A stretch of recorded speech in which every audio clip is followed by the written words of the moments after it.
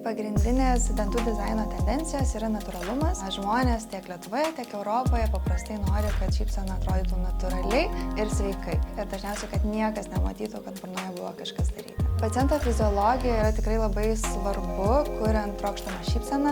Ne visada pavyksta sukurti tokią šypseną, kuri atitiktų paciento norus ir lūkesčius. Todėl labai svarbu viską planuotis iš anksto. Nes tokiu būdu mes galime nuspręsti, ar mums reikia kitų gydytojų pagalbos.